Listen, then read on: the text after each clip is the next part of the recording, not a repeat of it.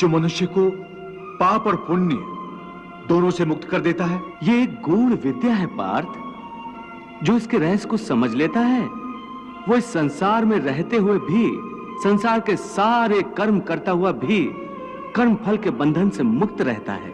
मेरी बुद्धि अभी तक इसको ग्रहण नहीं कर रही, क्योंकि तुम्हारी बुद्धि पर अभी तक आसक्ति का पर्दा पड़ा हुआ है।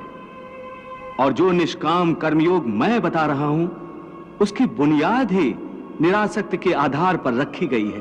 हे पार्थ, तुम कर्म कर सकते हो, कर्म करने का संकल्प कर सकते हो, परंतु इसका फल पाना तुम्हारे हाथों में नहीं है।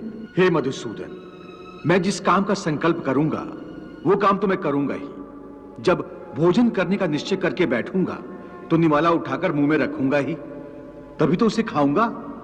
यदि वो खाने का निवाला तुम्हारे प्रारब्ध में नहीं है तो उसे तुम मुंह तक तो ले जाओगे, परंतु उस ग्रास का एक दाना भी अपने मुंह में नहीं रख सकोगे। समस्त भय, चिंता, कलेश के मूल में आसक्ति होती है। कर्मयोग फल की आसक्ति का त्याग करने को कहता है, अर्थात निष्काम होकर कर्म करने को कहता है। इससे मनुष्य को क्या लाभ होता है भगवान? लाभ यही है देवी कि कर्मयोग चित्त को शुद्ध और भयमुक्त कर देता है। भयमुक्त होकर ही मनुष्य जीवन को आनंद में बिता सकता है। अर्जुन को प्रभु यही रहस्य समझा रहे हैं।